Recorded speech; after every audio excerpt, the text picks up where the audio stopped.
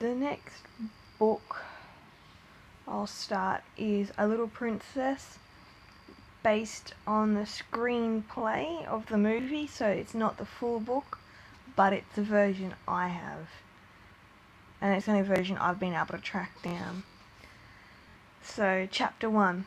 India, August 1914. Sarah Crewe was not like many other 10-year-old girls. For a start, she lived in a mansion in India, and every day she saw elephants, camels, gypsies in long veils, and men wearing turbans. Her father was a captain in the British Army. Her mother, an American, had died when Sarah was a baby. Sarah knew how to ride an elephant. She could also sing Indian folk songs and speak French. But, best of all, Sarah used to make up the most magical stories. Stories she sometimes believed were true, for Sarah liked nothing better than daydreaming and musing. One day Sarah was sitting on the bank of the lake with Maya, her Indian nanny. While Lucky, Maya's son, was playing in the water with his baby elephant, Maya was telling Sarah her favourite story. It was a very old Indian tale about a beautiful princess. This is a story her nanny told Sarah. A long time ago, when the sun sat higher than it does today, there lived a beautiful princess in a land known as India. She was married to the handsome Prince Rama. The princess, whose name was Sita, lived with her husband in the enchanted forest because Prince Rama's jealous stepmother would not let them live in the kingdom. But the princess did not mind this. She loved her prince so much she would have lived with him anywhere. One day Prince Sita came upon a wounded gazelle lying in the woods. She begged Rama to go and help it. However, the prince was afraid to leave Sita alone, for at the other end of the forest lived the evil 10-headed demon, Ravana. Rama drew a circle in the ground. "This is a magic circle," he told Sita. "As long as you stay inside it, no harm can come to you." Sita kissed her prince goodbye and promised she would remain inside the magic circle. That night, the princess heard a horrible cry. Thinking her beloved Rama was in danger, the princess ran out of the magic circle. "Rama, Rama," she called out anxiously. Soon the princess came upon an old beggar man. He looked so helpless that the kind-hearted princess wanted to help him. She had no food or money, so she took the long beaded bracelet off her wrist and gave it to him. As soon as he had the bracelet in his hand, the beggar turned into the 10-headed demon, Ravana. He caught hold of the princess and carried her off to his palace. You see, he wanted to make her his bride. Far away, Rama was bending over the wounded gazelle. His hands moved over the animal's body, healing it. A monkey named Hanuman was watching Rama from the safety of a tree.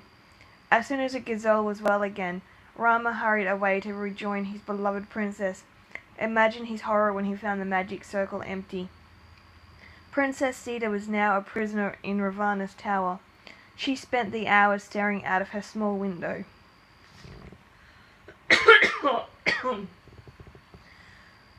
One day, a bird came and perched on her windowsill. The princess stroked the bird and whispered to it, and it seemed to be listening to her. Rama was staring sadly at the empty circle when the bird flew close to him and landed on his shoulder. It sang in his ear, telling him what had become of his princess. Then it flew up in the air and led him towards Ravana's palace. When the evil Ravana spied the bird and the prince coming towards the tower, he fetched his bow and arrow. The first arrow he loosed flew straight and true, and hit the bird, which fell like a stone. Ravana then put 10 more arrows into his bow and sent them all high into the air. The smoke from the arrows surrounded Prince Rama. Although the prince did not know it, Hanuman, the monkey, was still following him.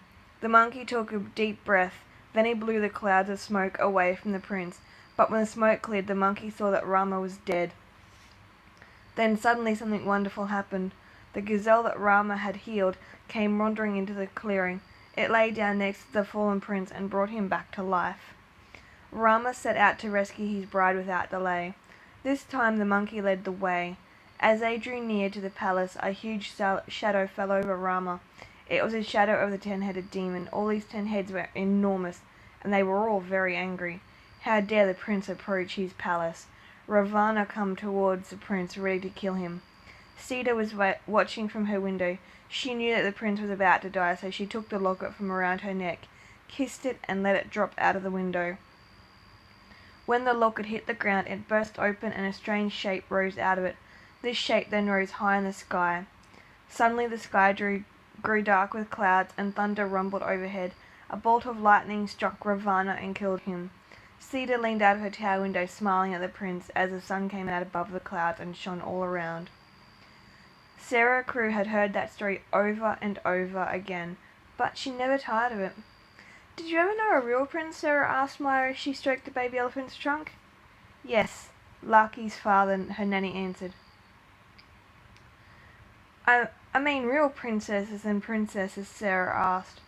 "All women are princesses," Maya said. "It is our right." Sarah smiled. Maybe she could be as much of a princess as the beautiful Princess Sita. So that is chapter 1. I'll keep going with that along with all the other books, and I hope you're enjoying my channel. I do have lots more planned and I'm enjoying doing this, so I hope you're enjoying listening.